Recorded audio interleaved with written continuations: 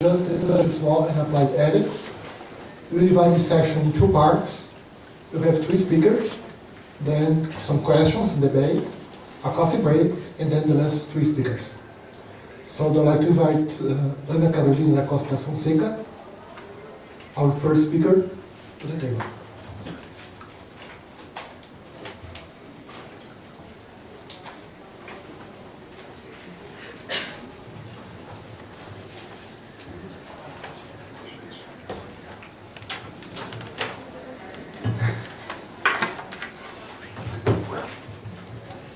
Boa tarde a todos. Agradeço muito o convite do professor Nitamar para participar desse congresso. Vocês me ouvem agora? Sim? Então, agradeço muito o convite do professor Nitamar para participar desse congresso. Um congresso do qual já participei algumas vezes. E gostaria de parabenizá-lo mais uma vez pela organização. E é um imenso prazer dividir a mesa com o Alfredo, que durante tantos anos foi meu professor. Bom, eu vou apresentar um trabalho que é uma tentativa de mostrar de que modo se tem o problema da legalização do aborto no Brasil muito mais como um problema moral do que como um problema legal. Então, vou defender uma tese forte, que é a tese de que o aborto poderia ser legalizado sem que houvesse nenhum tipo de alteração na legislação vigente. E eu vou apresentar, baseado em Nietzsche, que seriam razões para que o debate sobre aborto no Brasil se dê do modo como ele se dá. Alguns de vocês me conhecem, mas outros não, então eu vou falar brevemente do que eu faço sobre a minha formação, que justifica então a escolha do tema e a maneira como eu vou apresentar a questão. Eu tenho formação em Direito e Filosofia e eu sou professora de Bioética na Universidade Federal de Ciências da Saúde de Porto Alegre, antiga católica de Medicina, como alguns conhecem, e também de Filosofia do Direito. De modo que a questão do aborto é uma questão que eu costumo discutir com meus alunos, tanto da área da saúde quanto da área do direito. Eu passo então a leitura do texto.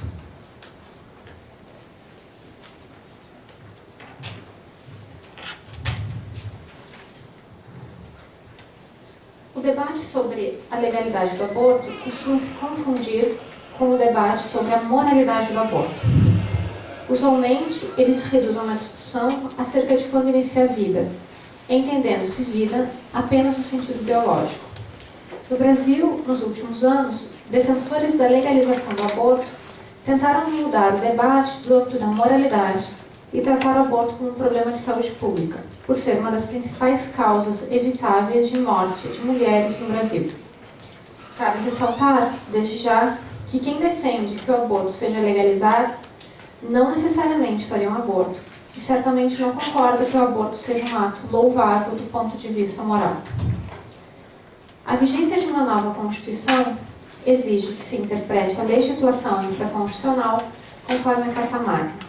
No Brasil, o que se seguiu a 5 de outubro de 1988, data da entrada em vigor da atual Constituição, foi a imediata releitura de alguns dispositivos infraconstitucionais e a desconsideração de outros.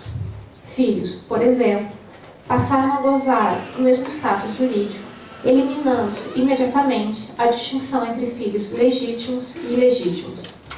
Uniões estáveis de casais heterossexuais foram prontamente reconhecidas. Há outros casos, contudo, em que as mudanças demoraram muito mais tempo. Eis dois exemplos antes de retomar e discutir a questão do aborto.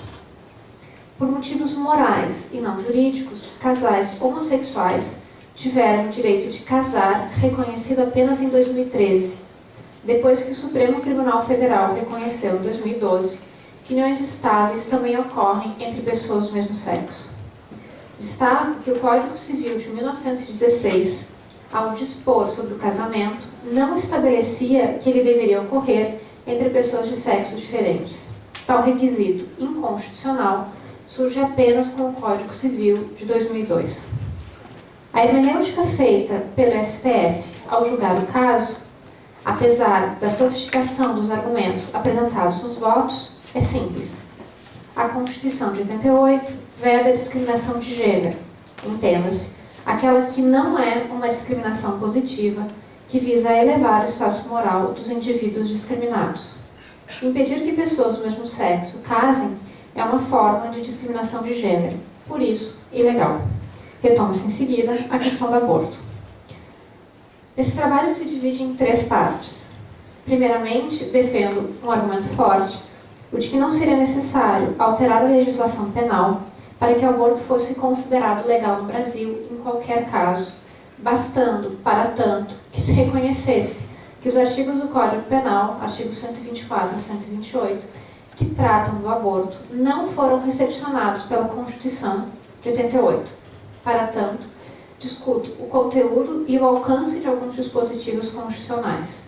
Em seguida, discuto as razões morais que explicam o silêncio e o respeito do direito ao aborto, bem como a inexistência de razões legais que impeçam mulheres de realizar abortos no Brasil em qualquer caso. Isso decorre do que Nietzsche chama de preconceitos morais. Há, de fato, uma interpretação equivocada do direito que tem motivações nesses preconceitos morais e que visam a manutenção do controle sobre os corpos das mulheres. Primeira parte, então, a injustificada ilegalidade do aborto no Brasil. Segundo o artigo 196 da Constituição, a saúde é um direito de todos e dever do Estado, garantido mediante políticas sociais e econômicas que visem a redução do risco de doença e de outros agravos e ao acesso universal e igualitário às ações e serviços para sua promoção, proteção e recuperação. Essa é uma citação literal. O artigo 6º da Constituição também trata sobre o direito à saúde e estabelece que são direitos sociais a educação, a saúde, a alimentação, o trabalho, a moradia, o lazer, a segurança, a previdência social, a proteção à maternidade e à infância, a assistência aos desamparados, na forma dessa Constituição. Usualmente, entende-se saúde em textos legais apenas no sentido biológico, especialmente quando se trata do aborto, ou seja, saúde é o que deve ser garantido para a preservação da vida. Vida, igualmente, costuma ser lido como vida biológica. Vida, contudo, não é um termo unívoco. Ao contrário, ela pode ser entendida em mais de um sentido, e compreender tais sentidos é fundamental neste debate. Dworkin, ao tratar do conceito de vida, segue a distinção apresentada por James Rachels e William Ruddick e diz, eu cito, para expressar o conceito de vida, os gregos usavam 2 palavras que estabelecem essa distinção. Zoé, para significar vida física ou biológica, e bios, que para eles designava a vida como processo vivido, formado pela totalidade de ações, decisões, motivos e acontecimentos que compõem o que chamamos de biografia. Fim da citação. O que dá sentido às nossas vidas não é apenas a vida em sentido biológico, mas, principalmente, o que fazemos de nossas vidas no dia a dia. Discussões sobre temas de bioética que envolvem a morte passam, inevitavelmente, pela atribuição de um conteúdo ao conceito de vida. Afinal, discute-se sua cessação. Aqueles que defendem pontos de vista religiosos tendem a atribuir conteúdo meramente biológico, zoé, à vida. Aqueles que defendem pontos de vista liberais tendem a dar ênfase ao significado da vida para cada indivíduo, bios. A distinção nos permite compreender o que há de irredutível na apresentação de pontos de vista antagônicos, apesar de pretenderem estar discutindo a mesma questão. Ambos utilizam a mesma palavra, vida, mas atribuem conteúdos distintos a ela. Segundo o preâmbulo da Constituição da Organização Mundial da Saúde, de 46, eu cito, a saúde é um estado de completo bem-estar físico, mental e social, e não consiste apenas na ausência de doença ou de enfermidade. Fim da citação. Em outros termos, Rachels e Ruddick fazem eco ao disposto pela OMS. Gravidezes indesejadas acarretam problemas mentais e sociais às mulheres. A saúde física e a mental são afetadas. Diversos aspectos de suas vidas são afetados. Proteger a vida e a saúde exige que se entenda a vida e saúde de modo abrangente. Interpretações restritivas que acarretam limitações ao exercício de tais direitos decorrem de preconceitos morais.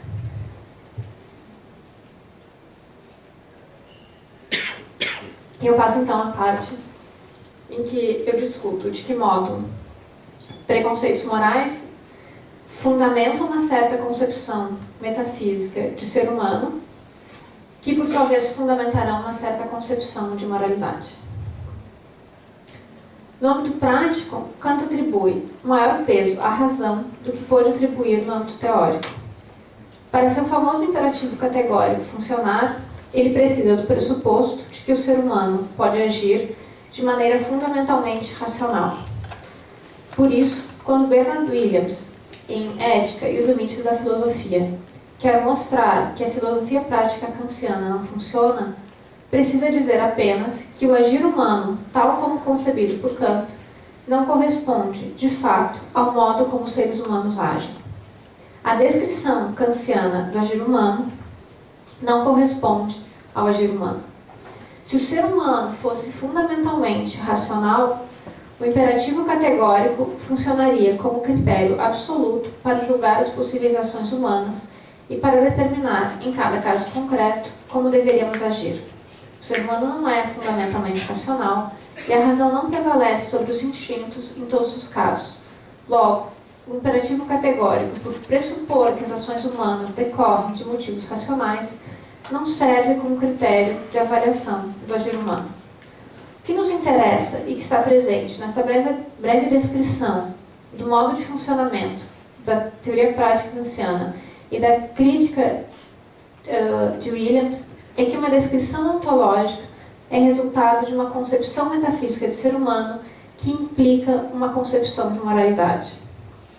O passo seguinte de Nietzsche está em nos mostrar que esta concepção metafísica decorre de fato de uma moralidade, que Nietzsche chama de preconceito moral.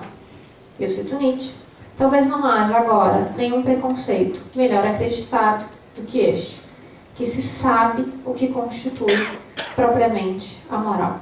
Fim da citação, é uma citação de Aurora.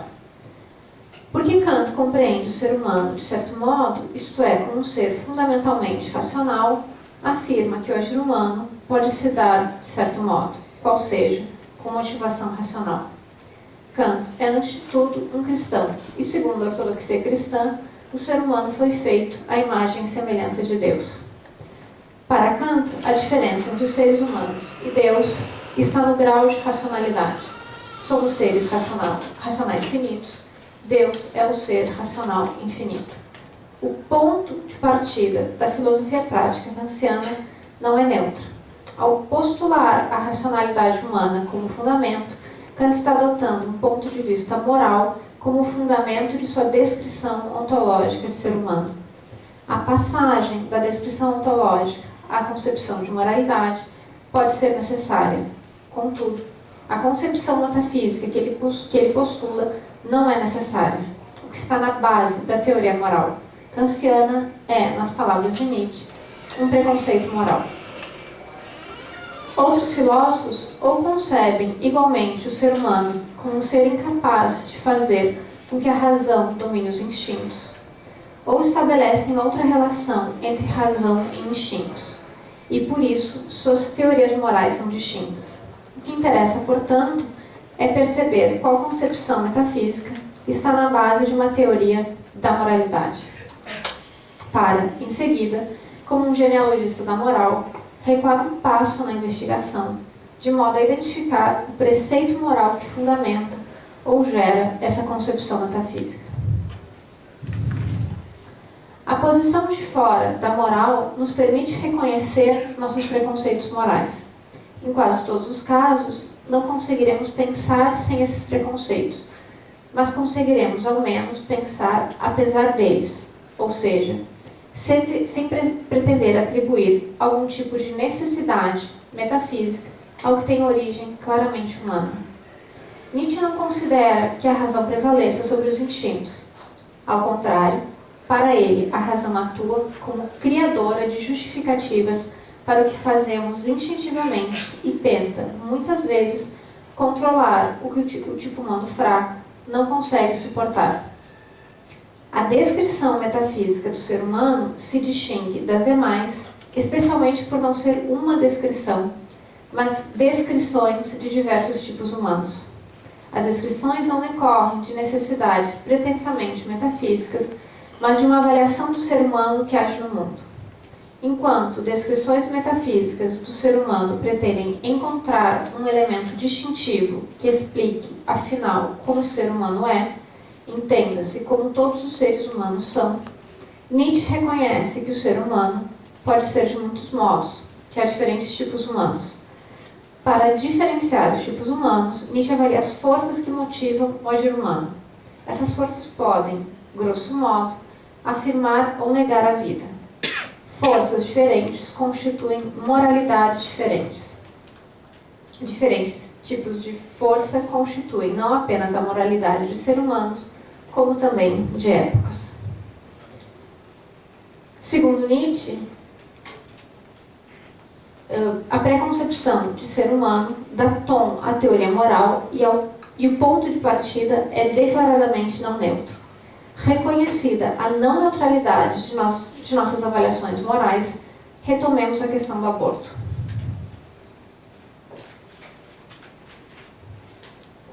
Até meados do século XIX, segundo a ortodoxia cristã, entendia-se que a vida iniciava apenas algumas semanas após a fecundação, quando a alma entrava no feto e o feto se tornava um ser animado, isto é, dotado de alma. Tal entendimento decorria da interpretação que São Tomás de Aquino fazia de Aristóteles. A alteração do que se entende por vida e a antecipação do momento em que a vida inicia coincide com o momento em que mulheres passam a lutar pela igualdade de direitos, o que inclui a possibilidade de tomar decisões sobre reprodução. Concepções religiosas acerca de quando inicia a vida influenciam não apenas legisladores, como também julgadores. Cita-se, por exemplo, a decisão do mandado de segurança, número, não sei se você tem interesse, mas enfim, 376-0363/300, é uma decisão de 2002 da comarca de Itapecerica da Serra, na qual a impetrante pediu autorização para abortar um feto com anencefalia. Logo após terminar o relatório, eu não sei se vocês, eu imagino que sejam todos da área da filosofia, então, a estrutura de uma peça jurídica é basicamente a apresentação dos fatos, os fundamentos para a tomada de decisão e, em seguida, a própria decisão. Nesse caso, como é uma decisão que já é uma segunda decisão sobre uma decisão que foi tomada por um juiz em primeira instância, o que se tem é a apresentação do relatório de todo o processo do que ocorre até ali, então, qual é o pedido dessa mulher e qual foi a decisão anterior tomada, e em seguida começa a fundamentação desse voto. Então, logo após o relatório, diz o desembargador, e eu cito, enviava a concessão da segurança, ou seja, o pedido dela não vai ser aceito. Segundo a dogmática cristã, o feto adquire o estado de pessoa desde a concepção, ou seja, desde o surgimento do embrião, junção do espermatozoide com o óvulo. A vida a partir deste momento. Essa crença prevalece desde os primórdios do cristianismo e restou preservada no correr dos séculos. Pouco importa saber a idade do feto, com mais tempo ou menos tempo de vida. Considera-se desde o início como sendo pessoa dotada de espírito semelhante ao do Criador. E não é só o direito canônico que considera o fato como pessoa, assim também o direito positivo brasileiro. Essa afirmação é incorreta, tá? O direito positivo brasileiro atribui personalidade jurídica apenas após o nascimento com vida. Tá? Mas eu não vou discutir essa questão aqui. Silva Pinto, o relator, é desembargador do Tribunal de Justiça do Estado de São Paulo, ou seja, um membro do Poder Judiciário de um Estado laico que tem como atribuição aplicar o direito brasileiro. Neste voto, ele passa do relatório a informação de que não permitirá que a mulher aborte a apresentação da dogmática cristã. Podemos nada saber sobre este desembargador, mas temos certeza de que ele é um cristão. Sabemos que dentre seus preconceitos morais está ser cristão. Destaco que não há nada de pejorativo nessa afirmação. Se ele fosse um crente de qualquer outra religião ou um ateu, diríamos que este é um dos valores que compõem seu conjunto de preconceitos morais. A legislação brasileira é de fato contraditória. Ao proibir o aborto, está protegendo a vida do feto. O aborto é um dos possíveis crimes contra a vida, o que exige, portanto, que haja uma vida que possa ser protegida. Ao permitir que, em caso de risco de morte da mulher, o aborto seja feito, o legislador pondera entre o valor que deve ser atribuído à vida biológica da mãe e o que deve ser atribuído à vida do feto, e prioriza a vida da mãe, independente da do feto. Ao permitir o aborto em caso de estupro, contudo, não está preocupado com a vida biológica, mas sim com a vida no sentido da vida vivida, da biografia da mãe, da Zoé. Essas são as duas situações em que o aborto é permitido no Brasil. Tem uma pequena alteração, e aí existe uma dificuldade em saber de que modo se estabelece isso do ponto de vista legal, mas enfim, mulheres que estão grávidas de feto com anencefalia, desde 2012 também podem abortar. Na década de 1940, que é o início da vigência do Código Penal, uma mulher que fosse reconhecidamente não virgem dificilmente casaria. A gravidez decorrente de um estupro era a vergonhosa marca da impureza, e o filho seria ilegítimo porque concebido fora do casamento. A honra da mulher era preservada com a possibilidade do aborto. A vida do feto não estava em questão. Os dispositivos do Código Penal que tratam do aborto protegem, ora a bios da mulher, ora a zoé da mulher, ora a zoé do feto. Dia 1º de agosto, há 19 dias, apesar de muita pressão da bancada evangélica e de outros parlamentares, a presidente Dilma Rousseff sancionou a Lei número 2.845, que dispõe sobre o atendimento obrigatório e integral de pessoas em situação de violência sexual. Tal lei seria totalmente desnecessária se, novamente, a legislação que trata do aborto fosse seguida. Ocorre, mais uma vez, um problema que decorre de preconceitos morais comum, neste caso, a muitos. O Código Penal de 1940 permite o aborto em caso de estupro, por estabelecer que não haverá punição. A Constituição de 88 assegura o atendimento integral e universal à saúde, que é estabelecido como um dever do Estado. Ambos os documentos asseguram, portanto, que mulheres vítimas de estupro sejam atendidas pelo SUS caso desejem abortar feto de gravidez que decorre de violência sexual. Inúmeros relatos de maus tratos e de recusa de tratamento dessas mulheres fez com que uma lei precisasse ser feita para dizer o óbvio. Mulheres devem ser atendidas pelo SUS caso desejem abortar um feto de gravidez decorrente de um estupro. Preconceitos morais explicam que profissionais da saúde exerçam nova forma de violência contra mulheres vítimas de violência sexual e que deveriam ser acolhidas e cuidadas pelos diversos prestadores de serviço que trabalham na área da saúde. Eu vou concluir, então. Não pretendi resolver o problema sobre quando iniciar a vida. As possíveis respostas a essa questão revelam, contudo, preconceitos morais de quem as adota. A mudança na descrição de quando começa a vida pela Igreja Católica em meados do século XIX decorre de uma clara intenção de descrever ontologicamente o início da vida de tal modo a ter como consequência, na esfera da moralidade, a possibilidade de justificar que mulheres não poderiam mais tomar decisões sobre a reprodução, isto é, sobre o que ocorre em seus corpos.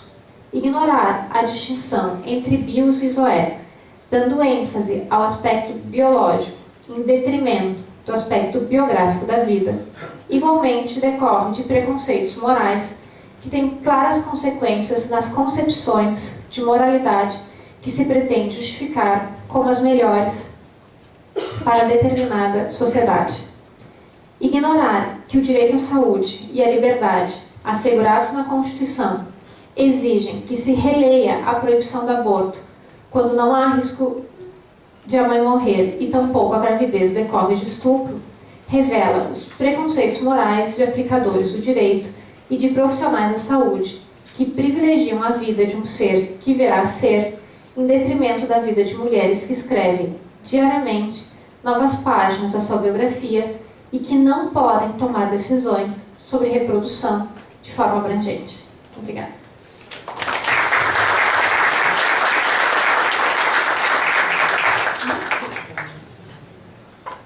Chamo agora o nosso próximo palestrante, Daniel Turim Pérez.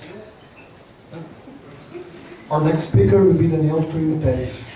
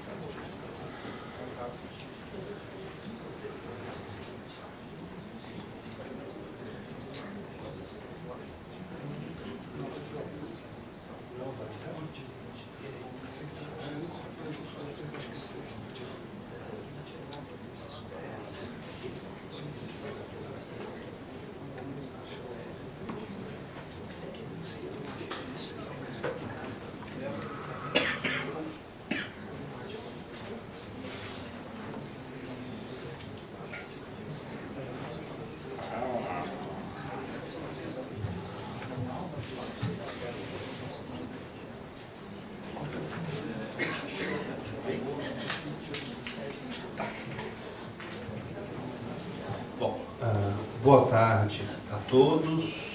Eu queria agradecer enormemente o convite por estar aqui hoje com vocês. Me sinto extremamente feliz e honrado de estar participando desse que certamente é um dos mais importantes encontros na área de filosofia política, teorias da justiça e agora ética aplicada no país. Eu tinha pensado em apresentar um texto em inglês, porque eu só tenho uma versão aqui em inglês. É um texto bastante curto. Então, eu acho que o que eu vou fazer é apresentar esse texto mesmo. Eu acho que eu acabo me atrapalhando menos na tentativa de traduzir imediatamente, né? E aí as discussões, enfim, a gente pode travar em português. So, I'd like to thank Anita Ma for this kind invitation to be here today in this most prestigious event and political philosophy, I will present this text that I thought in English and I wrote in English. I think I will be talking more about metaphysics than about justice and politics, but anyway. My idea, well, this is a work in progress. This is something I'm beginning to work, and so it's very difficult even to me. I don't know if all the questions are clear to me. So let's do this, it'll be easier. So Kant's appeal on das Publikum. One of the most common feelings that happens with Kant scholars, especially those that work Kant's political thought, is a certain feeling of being overthrown by so many different texts from different natures and presenting a great number of conflicting political ideas. We can say that we have a proper Kant for each political vision, from Jacobinism to a defender of the House of the Hohenzollern, passing through Girondism, from defender of a strict legalism to the defender not only of the execution of Louis XVI France, but of a resistance against a tyrannical power, even though this resistance cannot be labeled as a right. But almost all of us agree about the importance of the French Revolution in Kant's thought.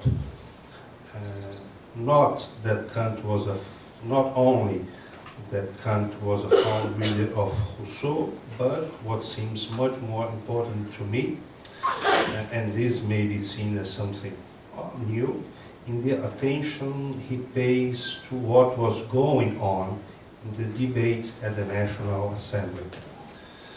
The French Revolution was an enormous experience, an experience that imposed a revision of all the most important concepts and ideas about the political, an experience that opened new possibilities to and through the political imagination. When Kant says in the Dispute of the Faculties that what is in question in the French Revolution is the cause of right, it is mean also that all our political and juridical concepts will suffer a revolution in their limits, in their contours. What I propose here is to present some notes, really sketchy notes, about two of these concepts, the concepts of sovereignty and that of political representation.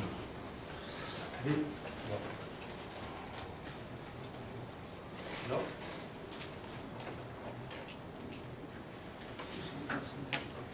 Zoom?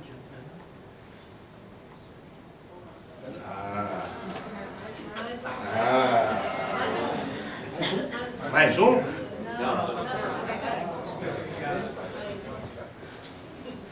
So, sorry.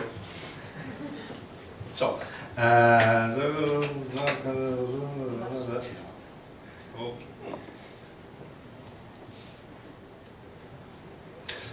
The idea is to show that Kant makes himself distant from Rousseau not only in the possibility, legitimacy of the state power to be represented, but also in the fact that he no longer considers sovereign power as an absolute power, a power that knows no limits and has no accountability whatsoever. I think Alexandre will disagree with me. It will also be shown, or I expect, that politics must always be mediated by the Institute of Representation, and that representation is not only a second best, that is to say, when an immediate exercise of power is not possible. For Kant, politics without representation is despotism, and this because of reasons grounded in his theory of judgment and its transcendental logic. The arch of Kant's political thought begins in 84 with the figure of an ethical head of the state and goes until 98, if not even further, trying to have established institutional form for a government of freedom and equality. But in 84, the greatest problem for the human species, that is the establishment of a perfectly just civil constitution, depends on the nature of the head of the state. And this is thought not in terms of representation. The head of the state is the authority that comes with the law and that works for its implementation. That is to say, the head of the state is the greatest possible irresistible power that has to be combined with law. Kant says effectively that the highest supreme authority, das höchstes Oberhaupt, must be just in itself, but then there is not many more. He doesn't say many more. He doesn't say much more than this. So, the head of the state has a function, even a function of unity between law and power, but it is neither a representative nor a Stellvertreter. The idea of a universal history, in the idea of universal history, what is at stake is to know whether or not the humanity is in a continued progress toward the better, despite the ambition of the head of the state. Human history is read as the realization of perfect political constitution, both inward and outward, but again, nothing is said about the nature of this constitution. But during the same period, we can find some formulations that will be in the core of Kant's conception of political representation. In What is Enlightenment, Kant states that what a people may never decide upon for itself, a monarch may still less decide upon for a people.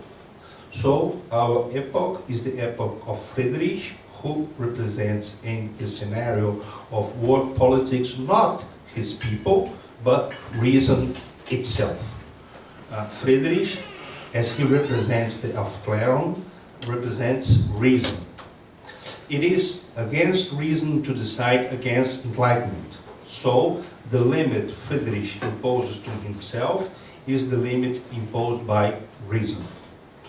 And if he goes beyond these limits, he makes an attempt not against his people, but against his own majesty. That is, against him as the Darstellung of reason. Well, things changed quite a bit after the French Revolution. It is astonishing how Kant's reflection about political questions are dictated by the events in France, especially the events that happens inside the National Assembly. The focus shifts from an ethical vision of politics to a properly political one. So, Friedrich the Great, that was, as the head of the state, the most eminent representative of the political Aufklärung, and toward perpetual peace, following Kant, is the monarch that declares himself to be only the highest servant of the state. Now, what happened from 84 to 93 is that political power is now thought as representation. That the one that exercises political power exercises power in the name of another. Well, as Kant states, any form of government, Regierungsform, which is not representative, is, strictly speaking, without form. In Perpetual Peace, Kant stresses to distinguish between democracy and republic, between a democratic constitution and a republican one. The republican constitution is the only one that is in complete agreement with the very idea of right. But it is not only, this is not only a scholastical question. Kant writes these pages as if he was part of the National Assembly, so to speak. So, a passage of a discourse of Barnave, dated from 91, says exactly this against the calling of primary assemblies. On remplace les pouvoirs représentatifs les plus parfaits des gouvernements par tout ce qu'il y a de plus subversif, de nuisible au peuple lui-même, l'exercice immédiat de la souveraineté, la démocratie prouvée par l'expérience, les plus grands des fleux, dans les plus petits États même où les peuples peuvent se réunir. So the distinctions made by Kant, forma imperi from one side and forma regimenes from the other, so the focus on republicanism as forma regimines, the definition of a true republic as a representative system, these all are ways to capture something new. Democracy as a representative system. Well, Kant was not the first to use this expression, but Condorcet had already think about it, but almost at the same time, about 4 or 5 years in difference.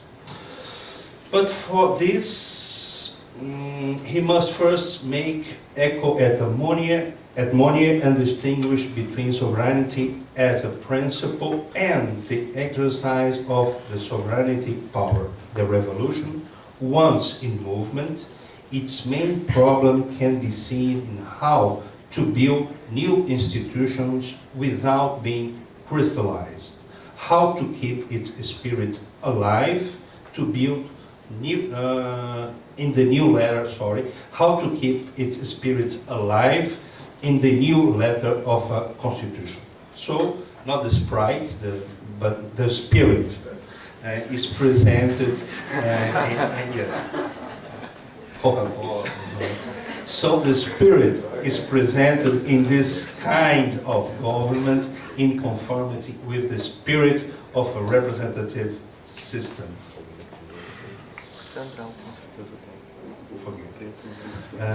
So in the Vorarbeiten zu ewigen Frieden we can read. Die Regierungsform aber als die das Gesetz ausübenden Gewalt kann nur in 2 Arten Eigenheit werden. Sie ist nämlich republikanisch, das ist der Freiheit und Gleichheit angemessen, oder despotisch, ein sich an diese Bedingungen nicht bindender Wille. Die erste ist eine demokratische Verfassung in ein repräsentatives System. Well, here democratic and republican are taken, it looks like, as being the same. What we have in one side is an exercise of power, on the other a kind of constitution. Die erste Einteilung geht auf die Substanz des Staats, die zweite auf die Form. Wenn einmal eine Staatsverfassung sein muss, das ist eine obere konstituierte Gewalt, die jedermann sein Recht bestimmt und sichert, so ist vor der Hand nur erst auf die Person zu sehen, die diese Gewalt haben können. Die Substanz der obersten Gewalt kann sein, entweder eine oder einige, oder alle zusammen nebeneinander in dieser Absicht befinden. Aristokratie, Autokratie, Aristokratie und Demokratie. It seems to me that we must also distinguish the Constitution in 2 aspects. As a constituted body of legislation, but also as the legislation for the constituierenden body, that is to say. And it is the second meaning that attracts Kant's attention. It is the second meaning that was known as revolutionary government. Well, from this point of view, we can now say that the people is the sovereign, while the head of the state is only its representative. This is what can be read in the doctrine of right. Any true republic is and can be only a system representing the people, in order to protect its right in its name, by all the citizens united and acting through their delegates. But since a person who is head of the state whether it be a king, nobility, or the whole of the population, the democratic union, also lets itself be represented, then the united people do not merely represent the sovereign, it is the sovereign. Well, but it is sovereign in the sense that it is the origin of all legitimate decision and body of legislation, not in the sense that it is the organ of decision making and of legislation. This is certainly an explosive form, and one of its less radical versions can be found in Bergasso. Well, je voudrais beaucoup que vous examinez si ce n'est pas dans l'exercice de l'opinion publique qui consiste la souveraineté d'un grand peuple. The idea is that in case of a conflict between the idea which Bergasso is arguing for, the idea is that in case of a conflict between the idea of right or morals as a theory of right, Kant would say, and positivist rechts and positive legislation, the people must be heard, at least by way of primary assemblies. This is probably a way to understand Kant's transcendental formula of public right.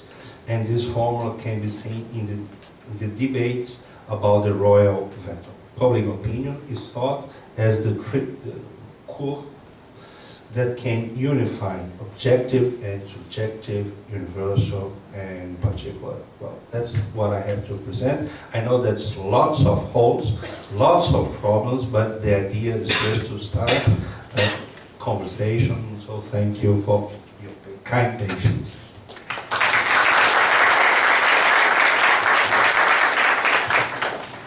Thank you, Danny. I'd like to call on our next speaker.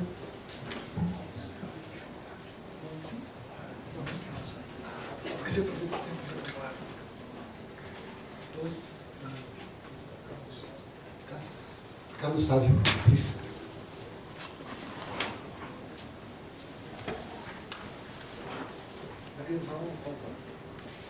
Pois é, o texto está na página do evento só para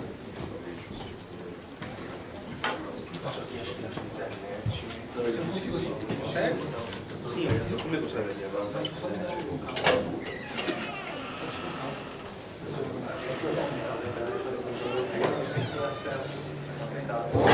Só colocar o cabo ali também, achou que eles estão fazendo.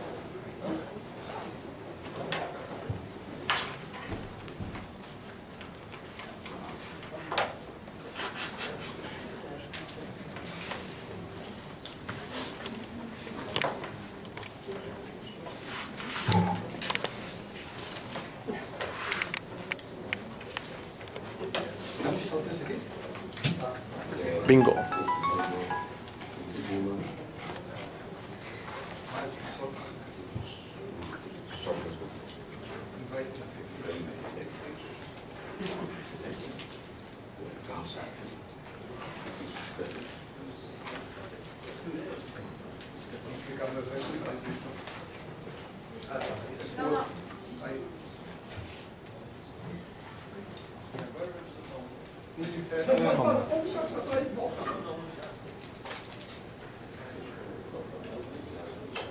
Está fazendo...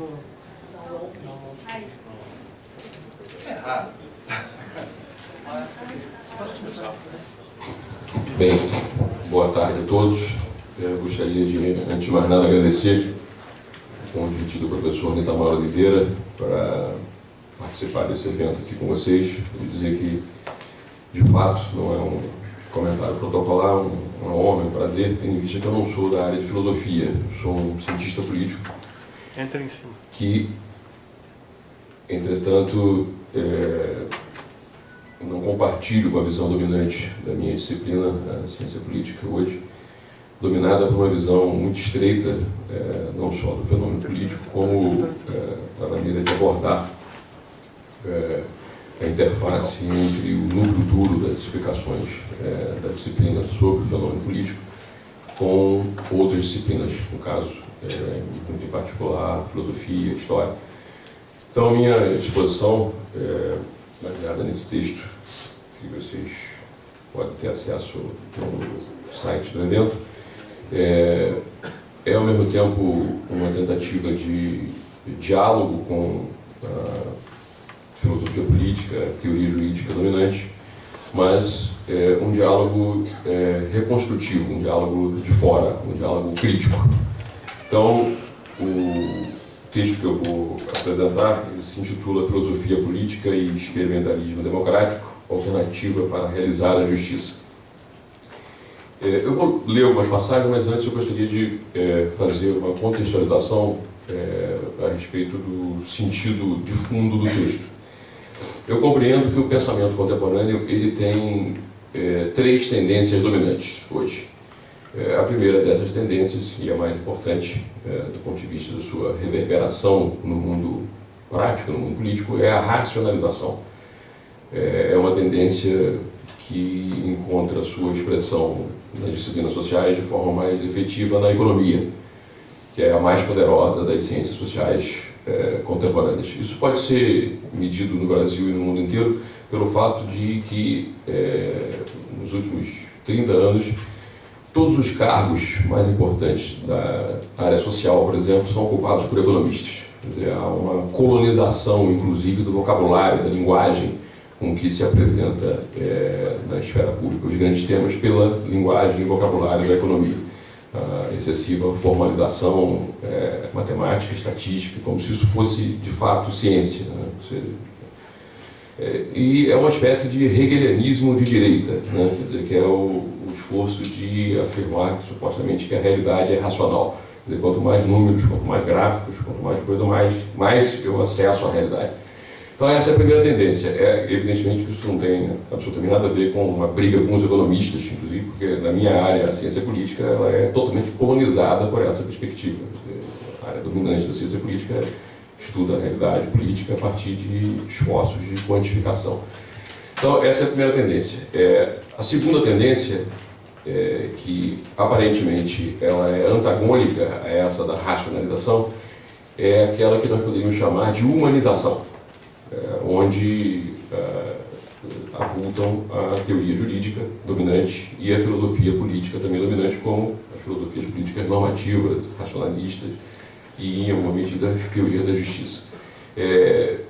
Qual é o elemento central, tal como eu compreendo, dessa tendência que eu estou aqui chamando de humanização?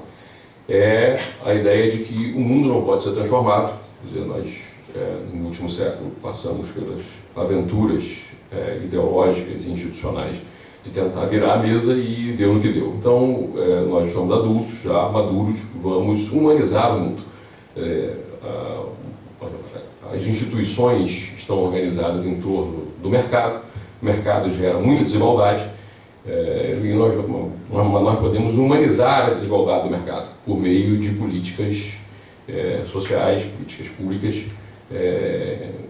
levadas a cabo por um Estado que tem como tarefa não mais reconstruir as relações sociais, mas tomando como dado as relações sociais, tentar amenizar o sofrimento daqueles que não conseguem entrar no mercado. Então, é uma prática intelectual que se desarma para reconstruir o mundo através das instituições e, em troca desse desarmamento, pretende ganhar a capacidade de humanizar o mundo. Qual é o problema disso? O problema é que não consegue humanizar. Essa que é a questão. São práticas que não humanizam, de fato, o mundo. A terceira tendência do pensamento contemporâneo é aquilo que nós podemos chamar de subjetivismo. Ela está presente especialmente nas disciplinas das chamadas humanidades, onde o mundo prático das instituições é abandonado para as ciências duras da racionalização e para o esforço, por assim dizer, espiritualizante da humanização. E o que conta é colocar a subjetividade numa montanha-russa de experiências e aventuras desconectadas do mundo prático. O mundo prático, como eu disse, é abandonado a essas outras tendências.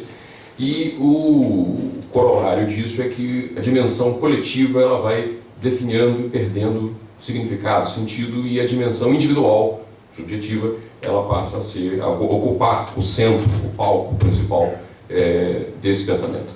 Essas três tendências, elas são vistas no pensamento contemporâneo como antagônicas. E, sob o ponto de vista formal, elas são antagônicas.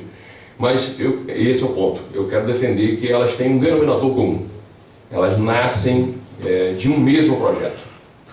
Esse é o ponto. São três tendências extremamente hostis à ideia de transformação, à ideia de mudança estrutural. Aparentemente antagônicas, elas concordam no essencial. Elas têm um ponto de partida forte, comum, que é esse, a hostilidade à ideia de transformação. E o que eu vou defender agora aqui no texto é de que a realização da ideia de justiça, mesmo uma ideia limitada e, sob o ponto de vista abstrato de justiça, ela requer hoje a reorganização institucional do mundo econômico, do mundo político e do mundo cultural. É impossível, sob qualquer ponto de vista, realizar os níveis mais baixos de expectativa em relação à justiça sem reorganizar as instituições básicas através das quais se realiza a justiça. Esse é o ponto. Então, esse é o contexto em que eu quero trazer o texto. O texto é fortemente baseado nessa ideia do experimentalismo democrático num filósofo brasileiro, que vocês conhecem, menos aqui no Brasil por conta da filosofia, mais por conta das suas atuações políticas, que é o Roberto Unger, professor da Universidade de Harvard, e que tem uma contribuição, na minha leitura, importante a esse movimento chamado de experimentalismo institucional, que evidentemente não se apresenta apenas na filosofia nem no direito, tem versões também nas ciências sociais, na economia, na própria história, e ele vem dando contribuições. Então, eu vou fazer uma leitura do texto, evidentemente que economizando algumas partes, porque o texto tem 15 páginas, eu preciso cumprir, eu já devo ter passado uns 5 minutos, né? Então, eu vou ler aqui e vou comentando depois, evidentemente, se vocês tiverem interesse, a gente pode conversar na hora do debate. Então, eu começo o texto fazendo duas perguntas. As sociedades contemporâneas podem ser transformadas estruturalmente? Qual o papel das ideias nesse processo de transformação, caso a resposta seja positiva? O tratamento desses problemas requer a recuperação do debate sobre as grandes alternativas institucionais na maneira de organizar a política, a economia e a sociedade. Mas o grande problema é que os meios intelectuais com que pensar as alternativas estão hoje bloqueados pelas práticas de pensamento que caracterizam a filosofia política, as ciências sociais, como o direito e a economia e as humanidades. O pensamento contemporâneo está dominado por tendências e estilos de reflexão, em gerais hostis ao tema da transformação. Muitas vezes, estas tendências parecem conflitar, mas na verdade compartilham uma forte inspiração antitransformadora. Aí eu passo aqui porque eu já falei dessas três tendências em linhas gerais agora há pouco na minha apresentação. Em seguida, na página 2, eu coloco a ascensão deste estilo de reflexão ao primeiro plano do pensamento contemporâneo muito se deveu ao fato de que a discussão a respeito de alternativas institucionais ainda está marcada pela herança das grandes narrativas teóricas dos últimos 2 séculos. A ideia mais importante dessa tradição intelectual, como, por exemplo, em Karl Marx, é a de que as sociedades enfrentam grandes alternativas estruturais. Aquilo que do marxismo ficou convencionalmente conhecido como os modos de produção, feudalismo, capitalismo, socialismo e a dinâmica de quebra desses modos de produção. Para essa tradição intelectual, o que parece ser um conjunto de leis necessárias e naturais é, na verdade, apenas um conjunto de leis de uma forma específica de organização socioeconômica. Portanto, o grande mérito dessas teorias é que elas definem como particular aquilo que seria universal, que é a crítica mais fecunda da teoria social à filosofia política precedente a ela. Mas a esta ideia metodológica presente nas grandes teorias sociais do século XIX e XX foi acoplado um conjunto de premissas que lhes roubaram a inspiração transformadora. Premissas essas fatalistas e deterministas. Primeiro, a concepção de que há uma lista fechada de alternativas estruturais na história, como o feudalismo, o capitalismo e o socialismo. Segundo, a concepção de que cada um desses sistemas institucionais é indivisível e que, portanto, toda a prática política ou é a reforma trivial de um desses sistemas ou a substituição revolucionária de um sistema por outro. E terceiro, a busca de leis que moveriam a sucessão pré-estabelecida desses sistemas. Eu coloco uma nota aqui e digo, embora Marx seja, por várias razões, a principal expressão dessa tradição intelectual, não deve haver dúvida de que Weber, por exemplo, e também Durkheim, compartilha os seus principais postulados, a despeito de sua narrativa, a de Weber, ser uma narrativa de aprisionamento, enquanto a de Marx é uma narrativa de emancipação. A dicotomia formulada por Weber, opondo mobilização carismática à rotina institucionalizada, é um exemplo dessa maneira de pensar. E, por outro lado, mesmo que democracia representativa, economia de mercado e sociedade civil livre sejam consideradas instituições desejáveis, não é verdade que elas componham um conjunto único de estruturas. Afinal, essas estruturas podem assumir diversas formas institucionais com consequências radicalmente diferentes para a sociedade. Voltando ao texto, por outro lado, na ciência social positiva, sobretudo na maneira em que é praticada na Academia dos Estados Unidos, o determinismo é abandonado ao preço da desconsideração das alternativas estruturais. Essa ciência social se esforça para naturalizar o existente, retirando da história o seu cunho surpreendente e violento. Para essa tradição das ciências sociais positivas, a vida social não experimenta descontinuidade estrutural. Portanto, o desafio teórico do pensamento progressista hoje está no resgate da ideia de que a sociedade é uma construção política e de que essa construção pode ser alterada nos seus pressupostos institucionais e ideológicos básicos. Assim, o interesse na dimensão institucional tem implicações tanto teóricas como metodológicas. Entre elas está, por exemplo, a discussão sobre a ação do Estado e o papel do direito. As instituições existem, antes de qualquer coisa, na forma jurídica. A ênfase nas instituições é valiosa, sobretudo, por suscitar problemas que nos obrigam a atentar para o vínculo entre a compreensão da realidade existente e a imaginação de sua possível transformação. Processo este hoje sonegado pelas principais correntes do pensamento contemporâneo. O possível que interessa não é o longínquo e hipotético, nem o que se confunde com os preconceitos da ordem estabelecida, mas o possível adjacente, tangível, que se permite antever em próximos passos. Tratar das instituições e do direito é abordar a organização construída da sociedade, construída, acima de tudo, na forma detalhada e miúda dos arranjos que a definem. Portanto, a construção institucional não é uma atividade extrínseca à formulação das ideias, dos interesses e dos ideais. A discussão sobre as escolhas institucionais faz parte integral do processo de pensar sobre o mundo e ser influenciado pela forma de organização do mundo. Essa ideia, um tanto óbvia, é ainda hoje rejeitada por parte dos herdeiros de Kant, como, por exemplo, John Rawls, o mais influente filósofo político da segunda metade do século XX, que exprime a obsessão dos filósofos liberais em tentar identificar as instituições básicas de uma sociedade como estruturas neutras entre os ideais conflitantes de associação humana. Aqui eu abro aspas para citar uma passagem em que um Unger faz a crítica a essa filosofia normativa de inspiração racionalista. Diz ele: os teóricos supõem que a separação do projeto institucional dos princípios normativos seja necessária para assegurar a transcendência da teoria normativa do contexto histórico. Por isso, paradoxalmente, esses filósofos políticos racionalistas se entregam completamente nas mãos de sua situação histórica. Não é de admirar que sua especulação continue apenas um polimento filosófico das práticas características tanto da redistribuição por meio de impostos e transferências, quanto da proteção dos direitos individuais nas democracias industriais do pós-guerra. Aqui eu gostaria só de fazer um breve break antes de continuar a leitura e fazer uma observação sobre essa questão, porque me parece central aqui no debate sobre a questão da justiça. As duas formas consagradas de se compreender as possibilidades de mudança na sociedade, portanto, como eu acabei de ler, elas, na verdade, têm dificuldade de compreender a mudança institucional. Quer dizer, a primeira perspectiva dominante da teoria social clássica entende mudança como substituição sistêmica. Quer dizer, mudança para valer é a revolução.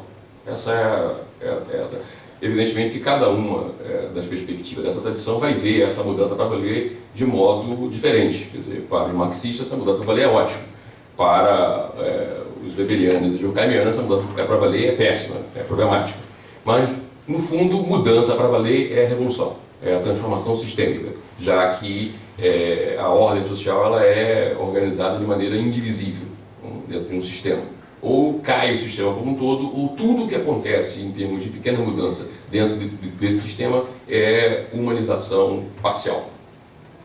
E a outra perspectiva consagrada de entender a sociedade e as instituições desconsidera a possibilidade de transformação, de ruptura, na medida em que entende a vida social como uma permanente processo de acomodação dos conflitos. As instituições elas não experimentam descontinuidade estrutural na história. O que acontece é conflitos e acomodação de conflitos. Isso é a história. Isso é a narrativa das ciências sociais positivas. Portanto, nessas duas tradições intelectuais mais fortes, a problemática institucional ela sofre daquilo que alguns autores vão chamar de fetichismo institucional. Quer dizer, por exemplo, você identificar o conceito abstrato de democracia representativa ou de economia de mercado com uma forma específica de organização da economia de mercado e da democracia representativa. Geralmente, a associação que se faz é com a democracia representativa e a economia de mercado que prevaleceu no Atlântico Norte. Mas essa forma de democracia representativa e economia de mercado é uma dentre 1000 formas possíveis. A economia de mercado e a democracia representativa real experimentam 1001 variações institucionais que vão, ao fim e ao cabo, dizer o que é, de fato, a democracia representativa e a economia de mercado, e não as ideias abstratas com que, geralmente, as tradições intelectuais, especialmente contemporâneas, trabalham com essa noção. A isso, vários autores vão chamar de fetichismo institucional.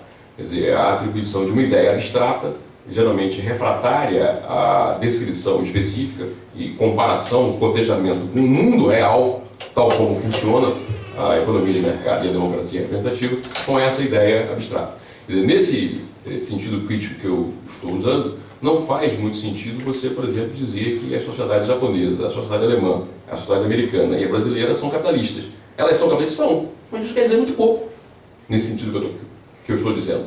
Quer dizer, portanto, um sentido da crítica. O outro sentido da crítica vai na direção mais focada, por exemplo, da perspectiva das teorias da justiça. Por exemplo, mudanças no sentido de distribuição marginal de direitos, poderes e recursos dentro de uma ordem institucional estabelecida podem levar a cabo uma transformação institucional em termos de justiça? A resposta dessa perspectiva é não. Não.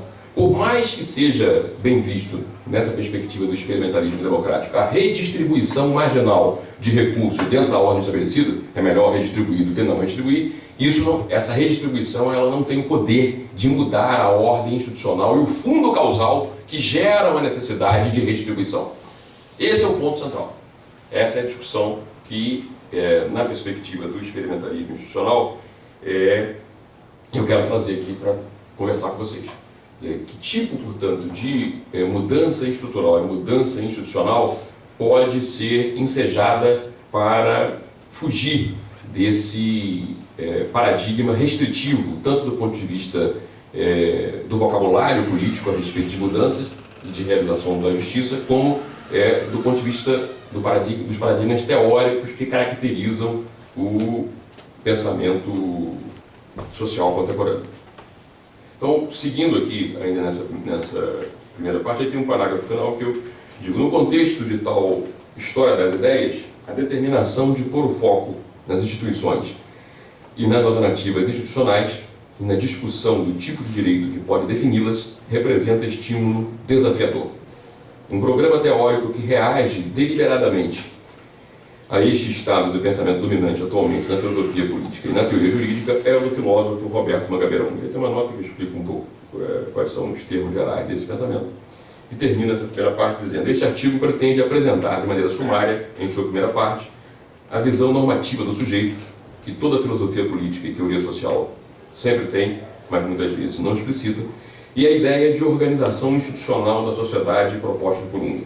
E na segunda parte, ancorada na primeira, discutir a sua crítica à forma assumida pelo direito contemporâneo, em sua versão tida como progressista, mostrando como ela jamais poderá realizar as promessas de justiça em nome das quais se organizou. Tanto na perspectiva a respeito do homem despertado, capaz de transcender seu contexto, quanto na defesa de instituições de uma democracia energizada, o que está em discussão no texto, essas ideias de Unger são capazes de representar um tipo de alternativa à perspectiva dominante hoje na filosofia política e na teoria do direito. Agora aqui essa primeira parte eu intitulei de as ideias de identidade humana e de sociedade democrática, para além da concepção liberal. Eu vou pular esse início sobre a visão normativa do sujeito, por conta da restrição do tempo, e vou passar aqui na página, esta visão, não, desce um pouco, esta visão,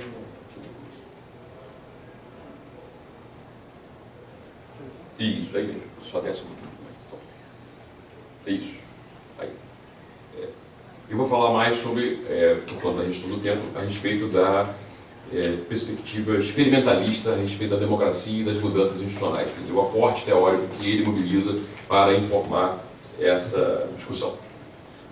Uma outra grande questão do pensamento de Unger foi a construção de um segundo passo numa edificação de sua teoria da personalidade, ancorando-a histórica e socialmente.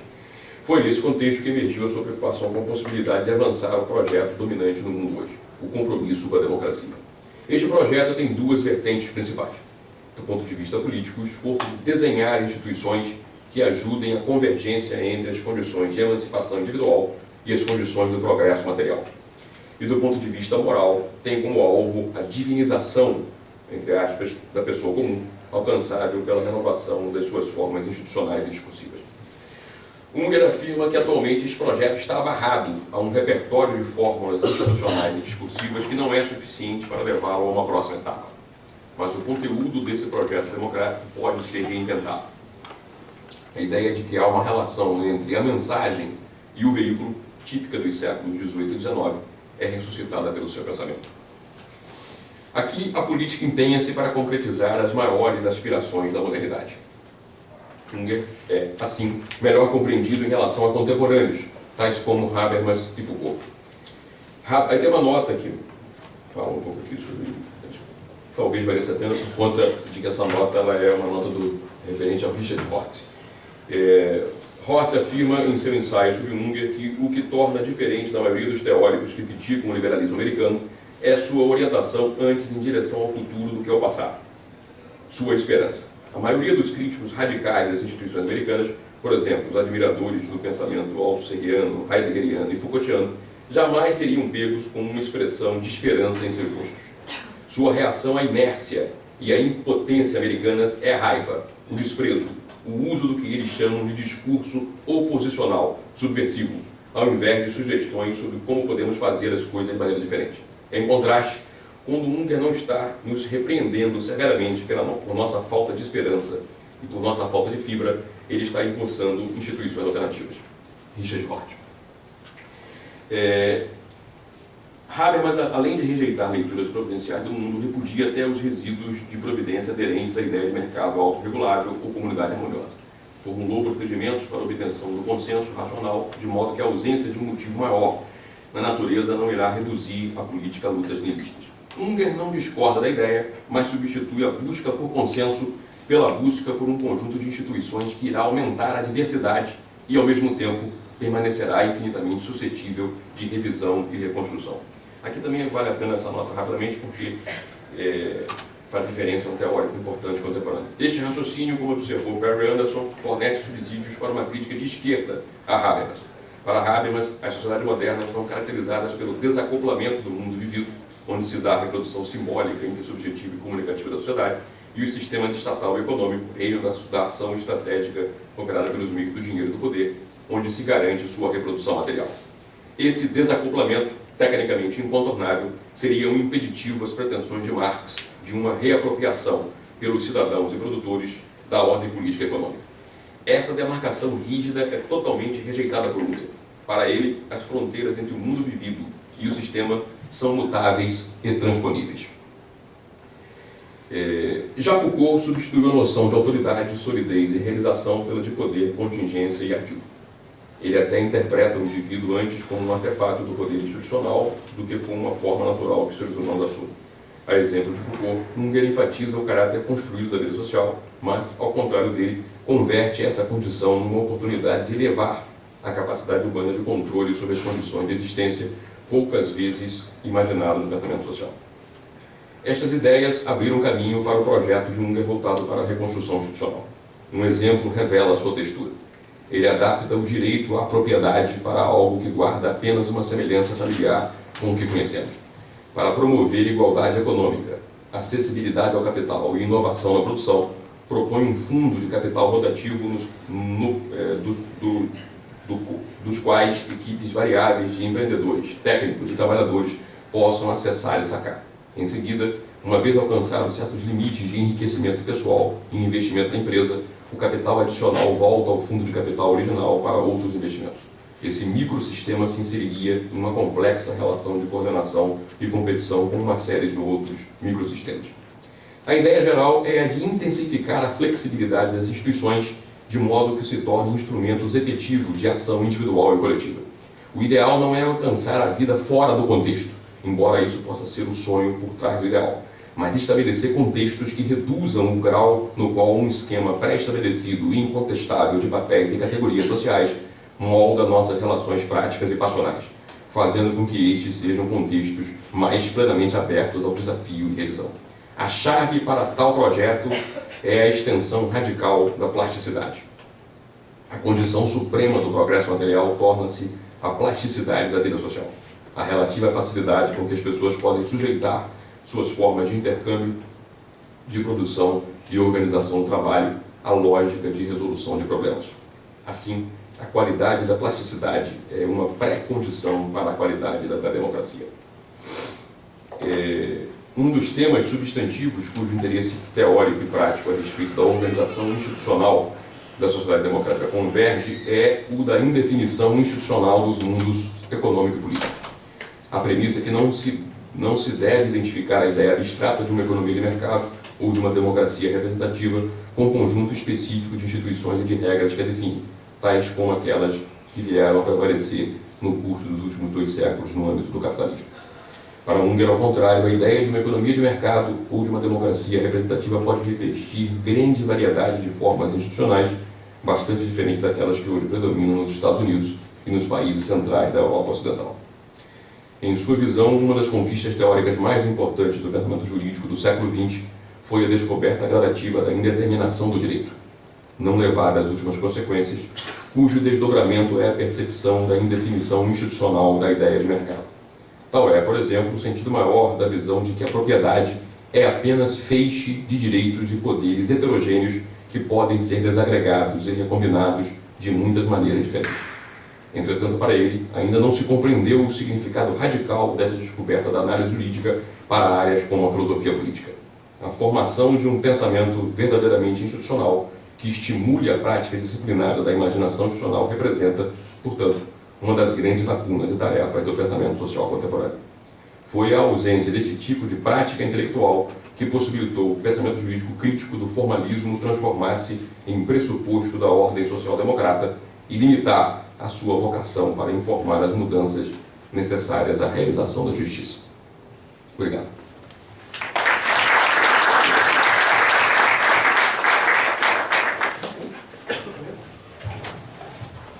So we have time for questions. The floor is open.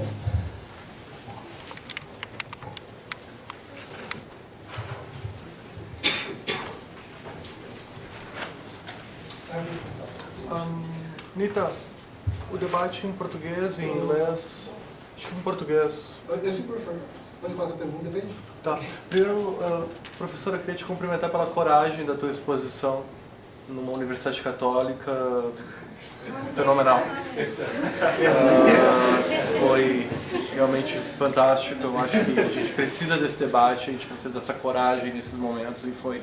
Não sei se eu teria tido perspicácia de fazer isso dessa forma. Acho que a maior parte de nós não teríamos tido a tua coragem, e queria te cumprimentar por isso, apenas isso. Não tenho mais absolutamente nada para dizer. Mas eu acho que é importante reconhecer isso e reconhecer que tem que ser feito um debate abertamente. E começar dizendo abertamente, em ética, isso tem que ser feito. Ou em teoria do direito. Não, não, nós temos os elementos para fazer isso, nós temos os elementos, e por que não se faz? Então, muito obrigado por ter colocado isso aqui nesse fórum, nessa venue. Acho que foi importantíssimo. Alessandro. Eu vou fazer uma parte da minha questão em português para o colega. Gostei muito também da sua apresentação. Gostei muito da sua apresentação também. Eu teria uma pergunta e uma pequena observação. Parte da observação, que é secundária, eu utilizaria o termo zoé para indicar mais a vida biológica. Eu deixaria para a vida vivida o termo bios.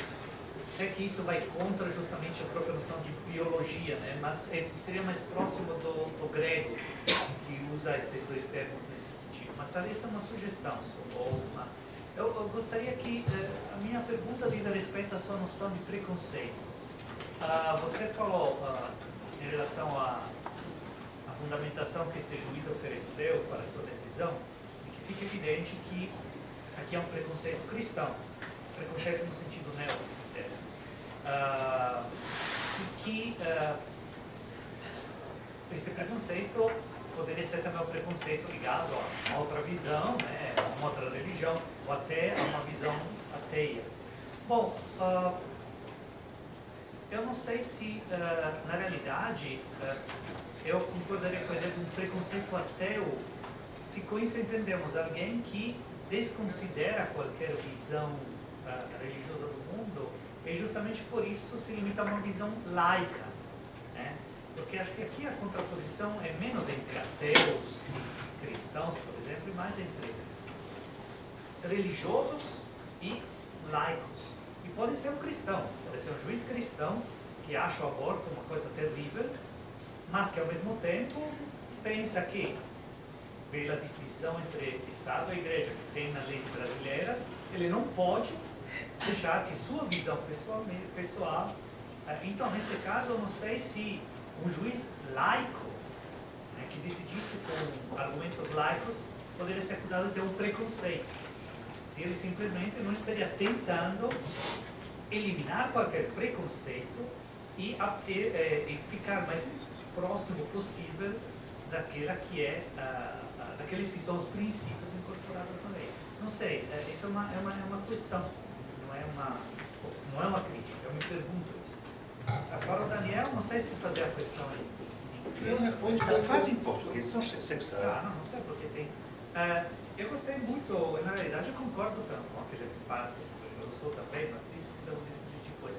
Minha questão é mais outra. Tu salienta bastante o papel da representação em campo. E de fato está presente nos textos que tu citaste, mas fica sempre em aberto uma grande questão. Ou seja, como é exercida concretamente esta representação? Porque se eu for olhar as poucas observações que Kant faz nesse sentido, elas não têm nada a ver com a nossa visão de representação. Por exemplo, segundo ele, o monarca sozinho poderia decidir imaginando o que é que o povo gostaria que fosse decidido. Isso, segundo Kant, aliás, seria a forma melhor dele. Né? Ele diz, quanto menor o número de representantes, maior a representação. Né? Então, minha pergunta é essa. Tu pensas também em trabalhar sucessivamente essas questões mais ligadas ao exercício concreto da representação?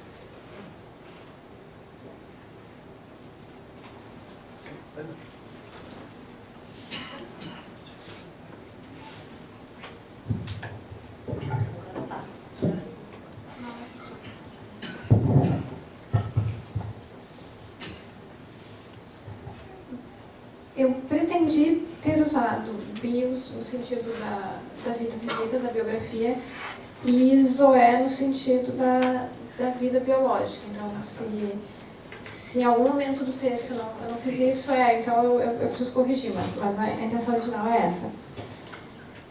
Preconceito é utilizado por Nietzsche não no sentido como nós utilizamos usualmente, em que se faz algum tipo de avaliação que parte de alguma pré-concepção que vai inicialmente desvalorizar alguma coisa.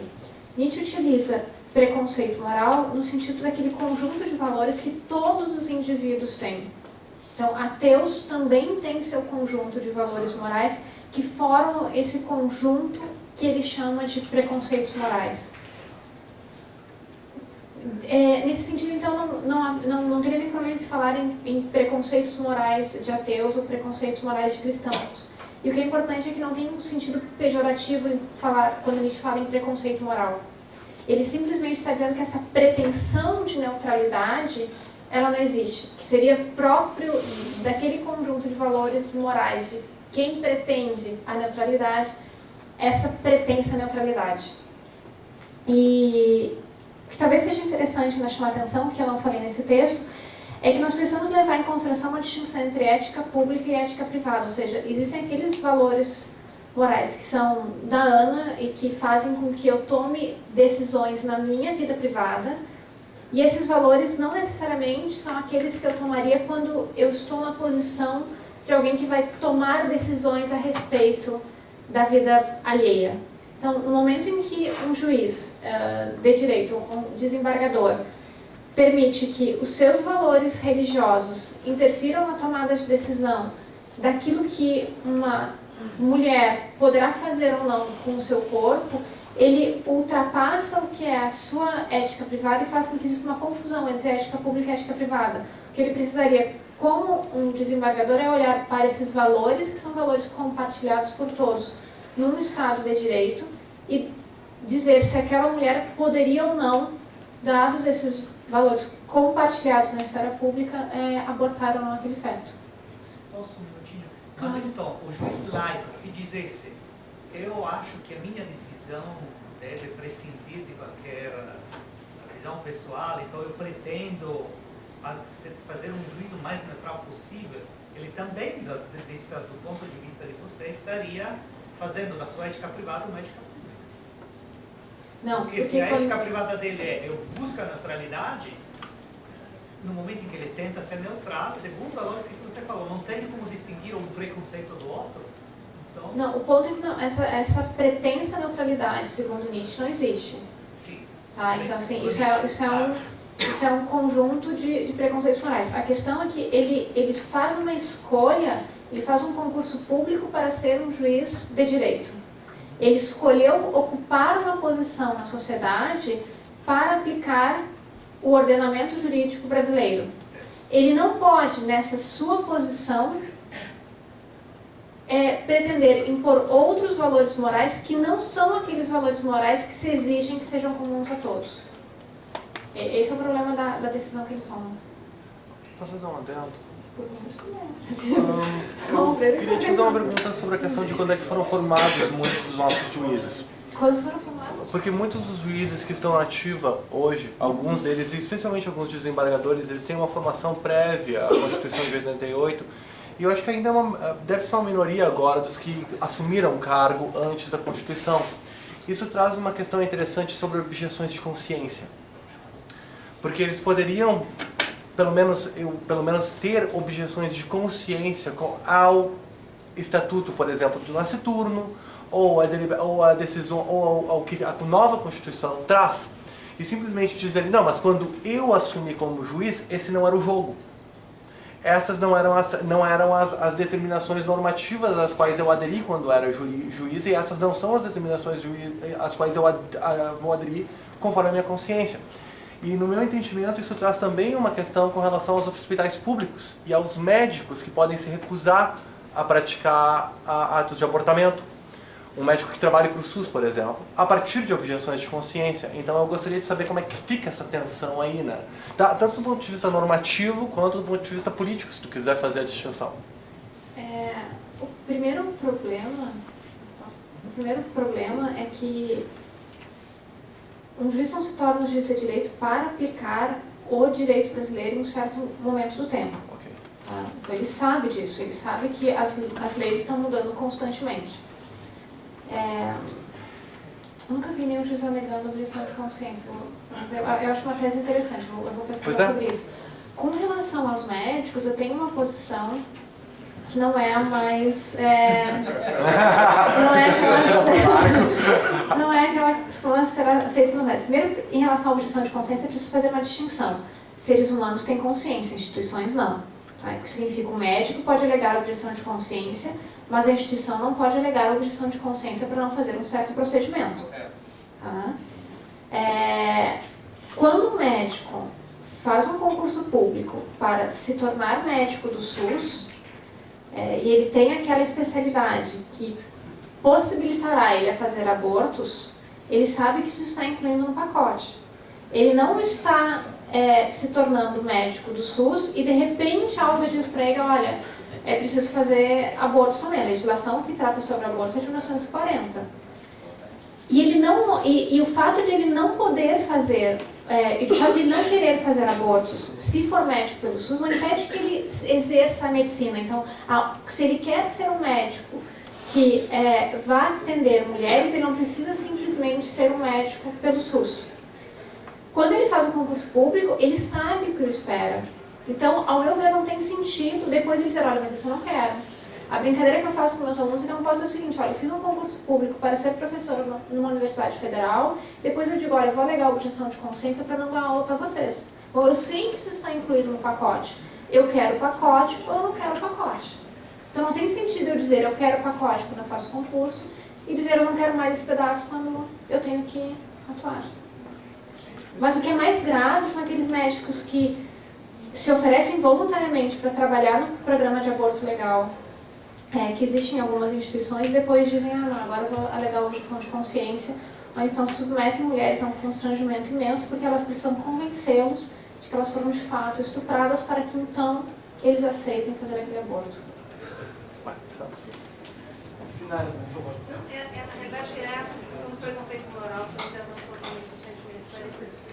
Eu achei ótima a ideia de trazer a ideia do preconceito moral limite para trabalhar essa questão do aborto no Brasil. Tá? Mas eu tinha entendido no início que você estava querendo dizer o seguinte, bom, existem preconceitos cristãos, você está de uma maneira igualando a ideia de preconceitos morais a preconceitos cristãos, pelo menos aqui no Brasil, né? E isso, de alguma maneira, é sempre responsável pela legislação contrária ao aborto que a gente tem. Então, a resposta que tu deu, Alessandro, é que não é isso. Tá? E aí eu queria. Agora eu realmente não entendo. Porque então, se o juiz, que é o ateu, né, você está dizendo que ele também está usando, ele também está sendo preconceituoso, então qual é a saída? Como é que a gente pode ter uma legislação com o aborto que seja uma legislação, né, não preconceituosa? Não, a resposta é que não tem como escapar a ideia do preconceito moral. Porque o que nós teríamos em alternativa a ideia de haver conjuntos alternativos de valores morais seria uma pretensão de neutralidade.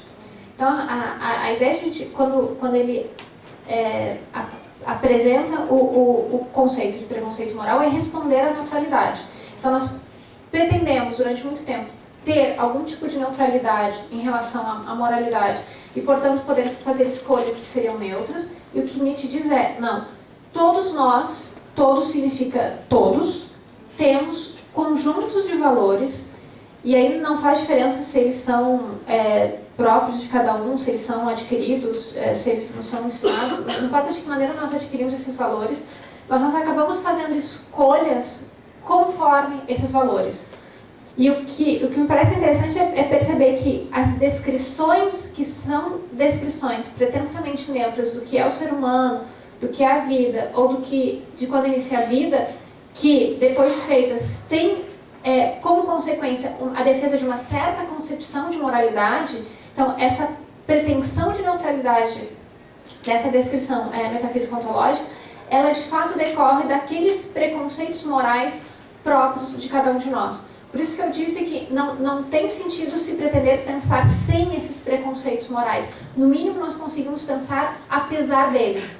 tendo consciência de qual é esse pacote de valores que cada um tem e sabendo que isso vai influenciar de algum modo na maneira como nós pensamos e nas decisões que nós tomamos. Mas como é que eu posso pensar na normatividade? Como é que eu posso, a partir dessa concepção, dizer, por exemplo, que a legislação, principalmente nos países muçulmanos, infelizmente, que condena, por exemplo, homossexuais à pena de morte é errado? Porque se tudo, senão, aí você acabou com a normatividade. Então eu não posso, do ponto de vista, dizer, bom, isso é errado. E aí como é que, né? Como é que a gente trabalha? Tem que aceitar que há legislações que, por exemplo, né, condenam a homossexualidade dos homossexuais à morte. Não, posso dar duas respostas. A primeira é uma tentativa de distinguir o que deve ser matéria de ética pública do que deve ser matéria de ética privada. Então, ser homossexual é uma questão de ética privada. Pouco importa o que cada um faz dentro da sua casa ou em outros ambientes, desde que seja algo consensual. Tá? Então, assim, eu disse dentro da casa, mas depois me dei conta que parece que então quer dizer assim, a gente deixa o homossexual em casa e não pode passar a redenção. Não é isso, tá? Pode passar a redenção.